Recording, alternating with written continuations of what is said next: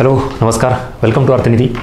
आपण काही concept, facts किंवा काही इन्फॉर्मेशन याच्याबाबतचे काही व्हिडिओज जे शॉर्टमध्येच असतील, पण तुम्हाला नवीन काही गोष्टी समोर आणण्यासाठी ही सगळी आपण सिरीज सुरू केलेली आहे. त्यातला हाचा पुढचा व्हिडिओ राज्यसेवा पूर्वपरीक्षा किंवा संयुक्त पूर्वपरीक्षा 2024 या संदर्भात जो कंटेंट ॲक्च्युली आपण आजपर्यंत त्याच्यावर काम करायला पाहिजे होतं पण करत नाही आहेत, तो मी तुमच्यासमोर आणतो आहे. जसं की फॉर एक्झाम्पल समावेशन हा राज्यसेवा पूर्वपरीक्षेच्या सिलेबसमध्ये मेन्शन केलेला पॉईंट आहे.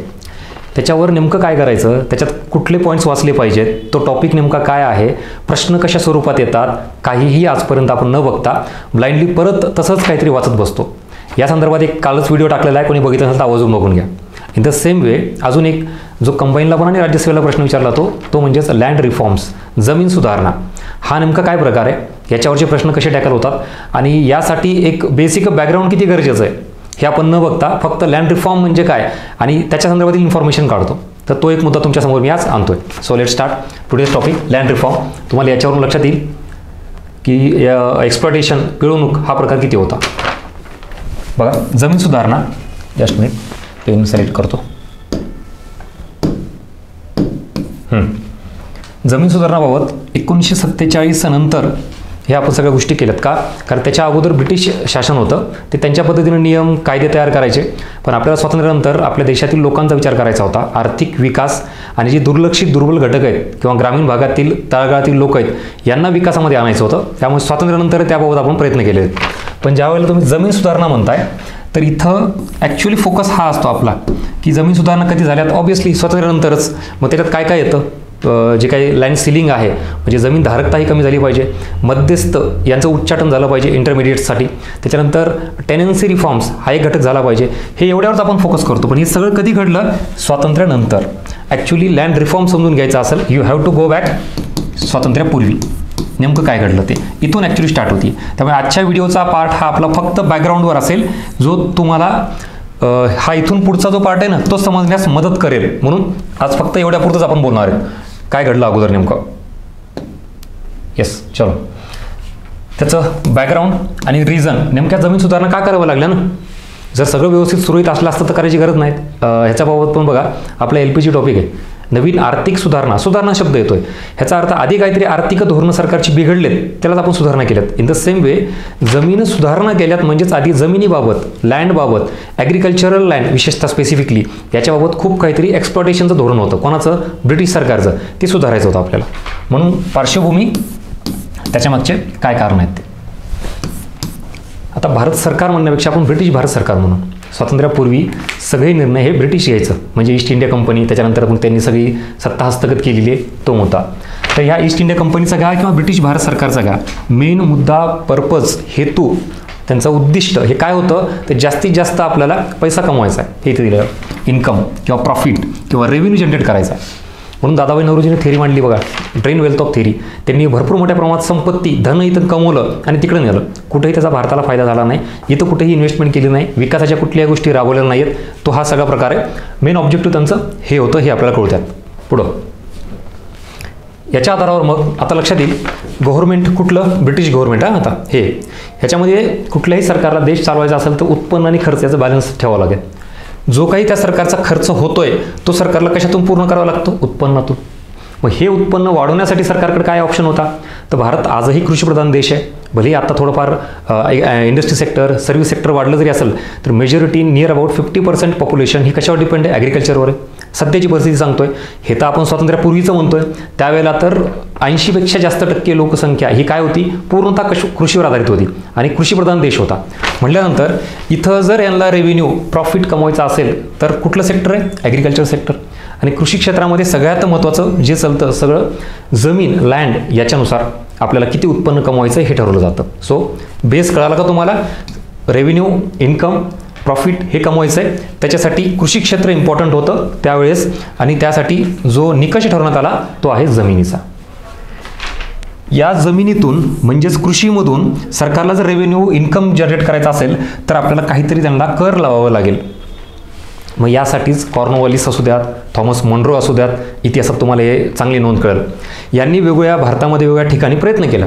त्याच्यामध्ये इथं ही कायमधारा पद्धत, इथं काय केलं, गव्हर्नमेंट आणि शेतकरी याच्यामध्ये एक मध्यस्थ ठेवला. त्याला आपण जमीनदारी पद्धतसुद्धा म्हणतो याला. मग यांनी काय करायचं, शेतकऱ्यांनी जे काही उत्पन्न आलं त्यातला जो सरकारला रेव्हेन्यू भरायचा आहे तो कोणाला द्यायचा आहे, या मध्यस्थीला द्यायचा आहे. मध्यस्थ काय करणार, या सरकारला देणार. उदाहरणार्थ 100 रुपये जर इथं शेतकऱ्यांना कर भरायचा असेल तो 100 रुपये याच्याकडे जाणार, याच्यातला काही भाग 10 रुपयाचा याला मिळणार एक्झाम्पल, त्यातले 90 रुपये कोणाला जाणार, सरकारला जाणार. सो ही पद्धत आहे, दॅट इज कॉल्ड ॲज कायमधारा पद्धत. पुढे त्याच्यात साऊथकडे गेला, थोडंफार मनरोला वाटलं काहीतरी बदल केला पाहिजे, ही सगळीकडे नाही आहे. मग त्यानं काय केलं तर हे ठेवला नाही, इथं मध्यस्थी ठेवला नाही. मग शेतकऱ्याकडून डायरेक्ट म्हणजेच गव्हर्नमेंट आणि शेतकरी डायरेक्ट रिलेशन, तुम्ही इथं डायरेक्ट भरायला. रयत म्हणजेच जनता तिथलची, मग ते रयतेकडून डायरेक्ट पैसे गोळा केला, ही पद्धत. महालवारी म्हणजे काय, परत सेम, इथं दोघांचा संबंध आला. फक्त आता एक व्यक्ती इंडिव्हिज्युअल न भरता काय करायचं, महाल म्हणजे गाव, तो एरिया, ते एरिया सगळा कलेक्टिव्हली सरकारला रेव्हेन्यू भरणार. एकंदरीत काय, ही पद्धत कुठलीही असू द्यात, ह्याच्यामध्ये सरकारला रेव्हेन्यू किंवा इन्कम किंवा प्रॉफिट हे आपल्याला द्यायचं होतं. ही पद्धत इथं त्यांनी केली. हे वेगवेगळ्या पद्धती आहेत. याच्याही डिटेलमध्ये न जाता आपण परत आता लँड रिफॉर्मच्या जवळ जाऊयात. एवढ्या सगळ्या गोष्टींचा परिणाम काय झाला, इम्पॅक्ट, आउटपुट काय, तर ह्याच्यात पॉझिटिव्ह आणि निगेटिव्ह आहे. पॉझिटिव्ह इम्पॅक्ट कोणावर झाला, सरकारला रेव्हेन्यू मिळाला आणि जास्तीत जास्त इंटरमिडिएट्स जे मध्यस्थी होते ना, त्याला आपण जमीनदार वगैरे म्हणतो, त्यांना खूप जास्त फायदा झाला. ह्याच्यामध्ये त्यांनी मोठ्या प्रमाणात एक्सप्लॉटेशन केलं आणि शेतकऱ्यावर याचा सगळा निगेटिव्ह परिणाम झाला. जो शेत पिकवतोय ते स्वतः शेतकरी करतोय, तो लॉसमध्ये गेला. त्याचं कारण काय, तर इथं समजा उदाहरणार्थ शेतकऱ्याला 100 रुपये उत्पन्न आलं, दरवर्षी ॲक्च्युली 150-200 असं उत्पन्न यायचं. मी आता एक्झाम्पलसाठी शॉर्ट घेतो एवढं, म्हणजेच दरवर्षीपेक्षा उत्पन्न कमी झालं, पण त्याच्या तुलनेत इथं कर, टॅक्स किंवा रेंट, वॉटेवर कुठलाही शब्द वापरा, हे मात्र कमी किंवा जास्त व्हायचं नाही. त्यांना जेवढं पाहिजे ते द्यावं लागायचं. मग शेतकऱ्यांना जर इथं 150-200 झाला असेल तर तुम्ही घ्या बाबा टॅक्स, पण जर उत्पन्नच कमी झालं तर तुम्ही कर कमी करणार का. म्हणजेच हा रेशो जो होता ना, हा खूपच पिळवणूक करणारा होता. तो लगान पिक्चर बघितला असेल तुम्ही, त्याच्यामध्ये पण सांगितलं बाबा दुष्काळ आहे, उत्पन्नच नाही आहे, उत्पादन नाही आहे, शेतीमध्ये काही पीकच नाही आलं, तर आम्ही कुठून लगावर आहे, तरी ते काय म्हणतं बाबा की दुग्ना लगान देणं पडेगा. पिक्चर बघितला ना आपण, तशा पद्धतीचे हा रेशो खूप जास्त नकारात्मक परिणाम करणारा होता. त्याच्यानंतर जमिनीची उत्पादकता काही विचारात घेतली जात होती का, कुठल्या क्वालिटीची जमीन आहे, त्याच्यात जास्त प्रोडक्टिव्हिटी येते का, भारतात सगळीकडे समान प्रोडक्टिव्हिटी आहे का, कुठं डोंगराळ खडकाळ प्रदेश आहे, मग त्याच्यानुसार तुम्ही कमी जास्त कर केला आहे का, तोही मुद्दा नाही. परत निसर्ग, मुळात शेती हा जो काही व्यवसाय आहे तो सगळा शेती ह्याच्यावर अवलंबून आहे, निसर्गावर अवलंबून आहे. जर व्यवस्थित मान्सून आला तरच उत्पादन येईल, तरच आम्ही तुला कर भरू, ह्याचा कुठेही विचार न करता सरळ यांनी मोठ्या प्रमाणात आर्थिक पिळवणूक सुरू केली. कुठं, ह्या मध्यस्थ्यांनी किंवा ह्या कुठल्याही पद्धतीमध्ये किंवा इव्हन सरकारने म्हणू आपण, ह्याचा कुठलाही विचार न करता जास्तीत जास्त रेव्हेन्यू कमवला. म्हणजे काय झालं, देशातला पूर्ण शेतकरी हा जो मालक होता, जो पिकवत होता, तोच तिथं पुन्हा नाईविलाजानं कामगार म्हणून झाला. शेती द्यावी लागली, जमीनदारांनी मोठ्या प्रमाणात स्वतःकडे शेती घेतली आहे आणि यासाठीच मग पुन्हा शेतीचं केंद्रीकरण, जमिनीचं केंद्रीकरण हे सरकारला दूर करावं लागलं.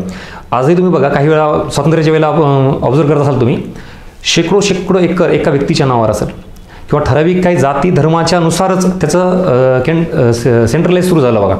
आपण आजही म्हणतो काही खूप मोठे जमीनदार आहेत किंवा एक जाती धर्मानुसार फार मोठी त्यांच्याकडे जमीन आहे.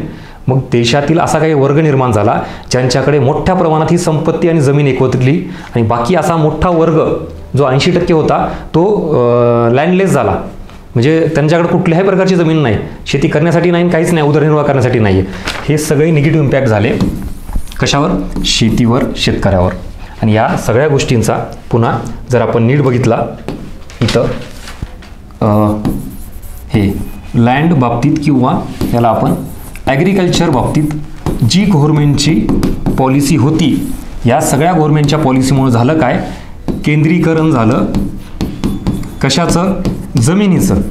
त्याच्यानंतर शेतकरी ह्याची फार मोठ्या प्रमाणात काय झाली, पिळवणूक झाली, एक्सप्लॉयटेशन झालं. आणि याचा सगळा मोठा परिणाम आपल्या उठावावर किंवा इतिहासात पाहायला मिळतो तुम्हाला. मग ह्याच्यात विरोध व्हायला लागला, उठाव व्हायला लागले. त्यातही विनोबा भावेंची भूदान चळवळ तुम्हाला आठवत असेल बघा, की त्यांनी ते दान द्यायला सांगितली. तुम्हीच संपत्ती घेऊन बसताय, कोणाकडे काहीच नाही, त्यांना उदरनिर्वाह करण्यापुरतं तरी जमीन द्या किमान. हे सगळे झाले आणि आफ्टर ऑल मग हे सगळं स्वातंत्र्यापर्यंत चाललं. मोठ्या प्रमाणात विरोध व्हायला लागले. तोपर्यंत आपण काही करू शकत नव्हतो, कारण सगळी सत्ता त्यांच्या हातात होती, ब्रिटिशांच्या. हे सगळं बदलण्यासाठीच स्वातंत्र्यानंतर 1947ला आपल्याला काय करावं लागले, या सगळ्या जमिनीमध्ये मोठ्या प्रमाणात रिफॉर्म्स करावे लागले. मग रिफॉर्म्स करावे लागले म्हणजे ते मध्यस्थी यांचं उच्चाटन करणे, किंवा एखाद्याला शेती भाड्यानं देत असाल आपण, बाबा तू करतोय तर त्याच्यातही पिळवणूक व्हायला नको पाहिजे. पुन्हा अजून सगळ्यात महत्त्वाचे जे केंद्रीकरण झालेलं आहे तर शेतीचं डिसेंट्रलाइज झालं पाहिजे, थोडीफार जमीन प्रत्येकालाच मिळाली पाहिजे. हे सगळं करणं म्हणजे नथिंग बट लँड रिफॉर्म्स, जमीन सुधारणा. Is that clear? This is all about today's lecture. Hope so तुमच्यापर्यंत ह्या सगळ्या गोष्टी पोहोचल्यात. कंटेंट व्हिडिओ आवडला असेल तर नक्की लाईक करा, तुमचे फीडबॅक कमेंट बॉक्समध्ये मेन्शन करा. अशाच सगळ्या गोष्टी आपल्या यूट्यूबला मिळणार आहेत, त्यामुळं यूट्यूब चॅनल नक्की सबस्क्राईब करा. टेलिग्रामवरही बराच कंटेंट हा उपलब्ध आहे. अर्थनीती टेलिग्राम चॅनल तुम्हाला जॉईन करावं लागेल. याच सगळ्या बाबतीत अजून कुठल्या राज्यसेवेचे पॉईंट्स, काही तुमची रिक्वायरमेंट असेल तर नक्की मेन्शन करा, आपण त्यावरही व्हिडिओ घ्यायचा प्रयत्न करू. हे जे आत्ता सांगितलं हे लँड रिफॉर्मचा एक पार्ट झाला. मी हा जाणीवपूर्वक का घेतला, जिथं तुम्ही फोकस करताय, जिथं ट्रॅडिशनली सगळा अभ्यास तुम्ही करताय तोच आपल्याला परत परत घेण्यात काही अर्थ नाही आहे. जिथं तुमचा डार्क एरिया आहे, दुर्लक्ष होतं आहे, पण आयोग फोकस करतोय, किंवा एखादी गोष्ट तुम्ही फक्त जी परीक्षेला विचारली तेवढंच करताय, त्याचं बॅकग्राऊंड आयोगाने आजपर्यंत विचारलं नाही आहे, तिथं तुमचा फोकस यावा म्हणून हा डार्क एरिया तुमच्या समोर आणण्याचा आता माझा उद्देश आहे. अशाच पद्धतीनं 2024 राज्यसेवा आणि कंबाईन यासाठी आपण हा कंटेंट प्रोव्हाइड करतोय. सो नक्की टचमध्ये राहा. भेटूया पुढच्या व्हिडिओमध्ये. Thank you so much.